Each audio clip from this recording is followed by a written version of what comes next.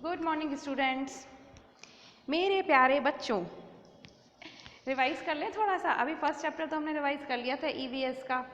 ज़्यादा तो रिवीजन करने के लिए कुछ है नहीं वैसे, है ना, लेकिन फिर भी चलो एक बार मैं आपको बता देती हूँ। और अगर ये चैप्टर फटाक से रिवाइज हो गया तो अपन मोरल माइंड का भी रिवाइज कर लेंगे इसी वीडियो में, है ना। तो फिर मैं इधर पे मोरल माइंड भी लिख दूँगी। देखें क्या पढ़े थे हम सेकेंड चैप्टर में।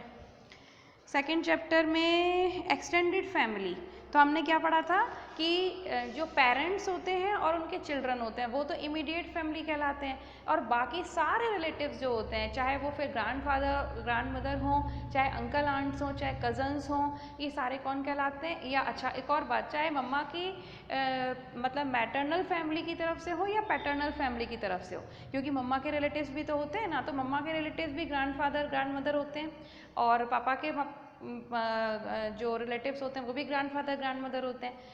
पापा के जो भाई होंगे वो आपके ताऊ जी ताई जी होंगे, वो भी अंकल आंट कहलाएंगे। चाचा जी चाची जी वो भी अंकल आंट कहलाएंगे। मम्मा के जो भाई होंगे मतलब मामा जी और मामी जी वो भी अंकल आंट कहलाएंगे। और मम्मा की बहन जो होगी मतलब मासी और मौसा जी वो भी अंकल आंट कहलाएंगे। तो चाहे वो, और पापा के जो रिलेटिव्स होते हैं उनको हम क्या कहते हैं, पैटर्नल, है ना, पैटर्नल फैमिली कहते हैं। और जो मम्मा वाली फैमिली होती है उसको हम मैटरनल फैमिली कहते हैं। तो चाहे पैटर्नल फैमिली हो या मैटरनल फैमिली हो, सभी क्या कहलाते हैं, एक्सटेंडेड फैमिली कहलाते हैं। तो ये बात ध्यान रखो कि सिर्फ पेरेंट्स और चिल्ड्रन इमीडिएट फैमिली होते हैं, बाकी सब एक्सटेंडेड फैमिली होते हैं, चाहे फिर वो मैटरनल फैमिली के लोग हों चाहे वो पैटर्नल फैमिली के लोग हों। ठीक है। अच्छा, इसके बाद फिर हमने ये पढ़ा था कि इसमें एक छोटी सी बच्ची पिया की कहानी थी, और हमने ये भी पढ़ा था कि एक्सटेंडेड फैमिली जो होती है उसमें लोग दो तरीके से रिलेटेड होते हैं, या तो उनका ब्लड रिलेशन होता है और या तो वो मैरिज के थ्रू रिलेटेड होते हैं। अब कैसे समझो इस बात को, जैसे पापा की बात करते हैं अपन, फादर के फैमिली के बारे में।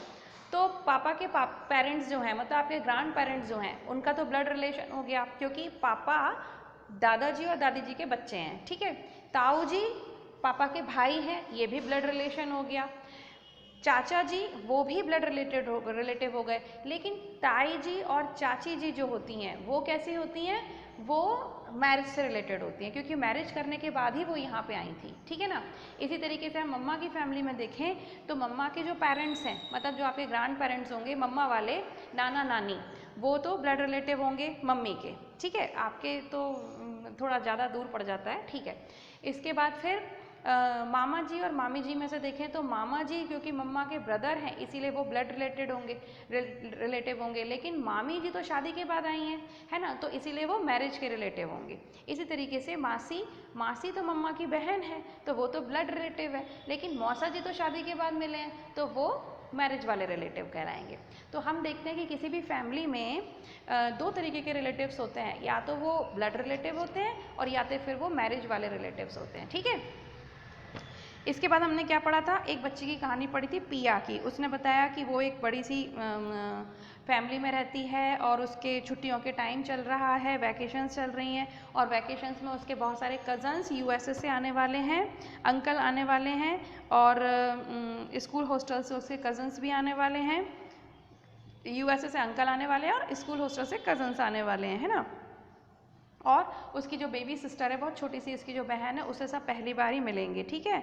उसके बाद फिर वो बोल रही थी, पियाज मदर टोल्ड हर दैट, और उसके बाद हम जो वो लोग हैं फैमिली वाले लोग हैं, तो उसकी मम्मा ने कहा कि हम सब मिलके उस छोटी सी बेबी सिस्टर का नाम डिसाइड करेंगे कि उसका क्या नाम रखना है।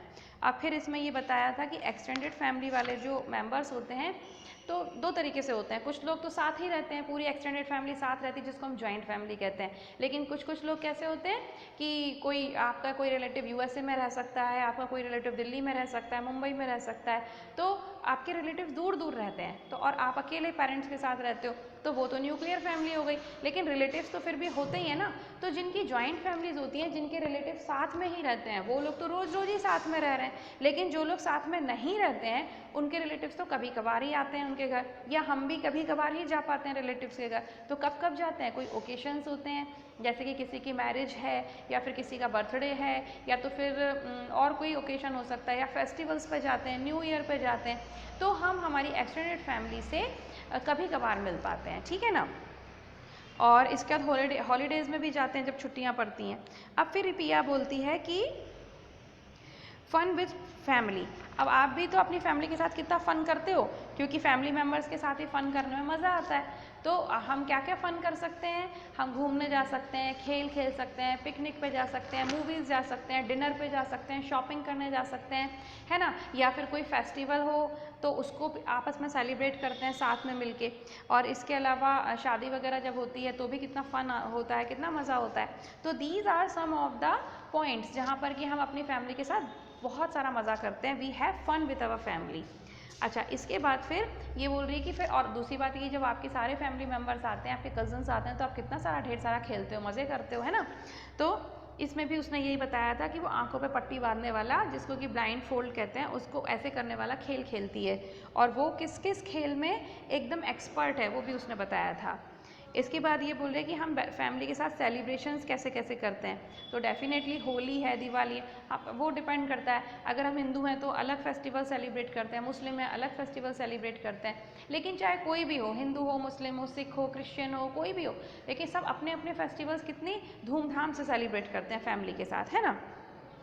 तो ऐसे ही पिया भी करती है। सेफ्टी मेज़र में ये बताया है कि जब भी हम अपने कज़न्स के साथ खेलते हैं या कहीं बाहर जाते हैं अपने पेरेंट्स के साथ या अपने रिलेटिव्स के साथ, तब हमें बहुत सारी बातों का ध्यान रखना चाहिए। और हमारे पेरेंट्स भी ये बोलते हैं ना कि बेटा ध्यान से खेलना, ध्यान से खेलना, इधर उधर मत गिर जाना। तो कभी छत पे मत खेलो, बाहर जाओ तो बाहर बहुत दूर तक मत जाओ, ऐसे सुनसान एरिया में मत जाओ जहाँ कोई होता नहीं है ना। अपने ही एरिया में खेलो, अपने ही घर के आसपास खेलो और सब साथ में मिल के रहो। कई बार ऐसा होता है जब आप थोड़े से बड़े हो जाओगे, आप 10th में आ जाओगे, तब आप अपने कज़न्स के साथ या अपने भाई बहन के साथ या अपने फ्रेंड्स के साथ कभी मॉल भी जाओगे, कभी मार्केट भी जाओगे, तब भी ये बात ध्यान रखने की होती है कि अगर आप साथ में जाओ तो साथ में ही रहो, है ना। क्योंकि अगर आप अकेले अकेले हो गए, खो गए, तो दिक्कत हो जाती है। और टाइम पर घर आ जाना चाहिए, ये नहीं होना चाहिए कि बहुत लेट कर दिया, क्योंकि कई बार किडनैपर्स घूमते रहते हैं, है ना। वो बड़े बच्चों को भी लेके जाते हैं, छोटे बच्चों को भी लेके चले जाते हैं। तो इसीलिए इन सब चीज़ों का सेफ्टी मेजर ध्यान रखना चाहिए। और छोटे बच्चों के लिए स्पेशली ये भी होता है कि कोई भी ऐसी चीज़ से मत खेलो जिससे चोट लगने का डर हो। तो ये हमने इस चैप्टर में पढ़ा था सेफ्टी मेजर्स में, ठीक है ना। तो और हाँ, एक और कि स्ट्रेंजर्स से कभी बातें नहीं करनी चाहिए। और अगर आपको कोई स्ट्रेंजर बात करने की कोशिश करे तो हमेशा अपने पेरेंट्स को बताओ, क्योंकि कई बार क्या होता है ना, बाहर ऐसे गंदे लोग होते हैं, किडनैपर्स वगैरह घूमते रहते हैं, उनकी पूरी गैंग होती है। वो आपको पहले अच्छी अच्छी बातें करेंगे और फिर एक दिन आपको कुछ नहीं बोलेंगे, 2 दिन आप पे नज़र रखते रहेंगे। मान लो आप किसी पार्क में खेलने जाते हो, क्योंकि जनरली आजकल यही है कि बच्चे शाम को पार्क में खेलने जाते हैं, तो कोई आप पर नज़र रख रहा है, कोई आपको वॉच कर रहा है कि ये बच्चा कब आता है, कितनी देर खेलता है। और अगर मान लो आप क्रिकेट खेलते हो तो ये फील्डिंग के लिए कहाँ खड़ा होता है ना, ये कितने लोगों के साथ रहता है, ये पानी पीने अकेले जाता है क्या, या इसका घर लास्ट में आता है क्या। क्योंकि ऐसा होता है ना, मान लो आप 5 दोस्त हो तो पहले किसी का घर आएगा, सब अपने अपने घर जाते हैं, तो ये लास्ट में बचता है क्या। बहुत सारी चीज़ें होती हैं जो लोग वॉच करते हैं। तो ये एक दिन आपको कुछ नहीं बोलेंगे, दूसरे दिन कुछ नहीं बोलेंगे, महीने भर तक कुछ नहीं बोलेंगे, लेकिन एक दिन क्या होता है, फिर ये किडनैप करने की कोशिश करते हैं। तो हमेशा ध्यान रखो कि अगर आपको कोई ऐसा इंसान दिख रहा है कि रोज़ दिख रहा है और वो थोड़ा सा ऐसे सस्पिशियस सा लग रहा है, दूसरों से डिफरेंट लग रहा है, क्योंकि पार्क में बहुत लोग बैठे होते हैं, आपके जान पहचान के भी होते हैं, कुछ लोग अनजान भी होते हैं, लेकिन वो ऐसे नहीं होते कि आपको वॉच कर रहे हैं कि कुछ कर रहे हैं। तो अगर कोई आपको ऐसा दिखाई देता है कि थोड़ा सा डिफरेंट सा और आपको शक हो उसके ऊपर कि यार ये थोड़ा डिफरेंट दिख रहा है, उसके बारे में आपस में दोस्तों को भी बोलो और अपने पेरेंट्स को भी बोलो, ताकि पेरेंट्स उसके हिसाब से थोड़ा सा एक्ट कर सकें, उस पर ध्यान दे सकें। तो ये चीज़ें कुछ होती हैं सेफ्टी मेजर्स की। अब आप धीरे धीरे बड़े हो रहे हो, चाहे लड़कियां चाहे लड़के, दोनों को ही रिस्क होती है। ये सोचना नहीं होता है कि सिर्फ गर्ल्स को ही किडनैप करेंगे या सिर्फ बॉयज़ को ही करेंगे। किडनैपर्स किसी को भी किडनैप करके ले जाते हैं और फिर वो पूरी लाइफ क्या क्या करते हैं वो तो भगवान ही जानते हैं। बस बहुत बहुत गलत गलत बिहेवियर करते हैं और मतलब बिल्कुल बिल्कुल बहुत मारते पीटते हैं, तो आपको भी पता है। तो इसीलिए हमेशा ये सेफ्टी मेजर्स का ध्यान रखो। अब आप बड़े होते जा रहे हो, थोड़ा अपना सोच समझ के ही काम करना, ठीक है। तो ये हमने कुछ पढ़ा था चैप्टर में, इसमें बहुत तो कुछ है नहीं। और आई होप कि अभी बहुत सारे बच्चों ने कॉपीज चेक करा ली है, वेरी गुड, बहुत अच्छा काम भी किया है। और आई होप कि आपने इसको लर्न करना भी शुरू कर दिया होगा, तो ये बहुत अच्छी बात है, आप मन लगा के पढ़ो।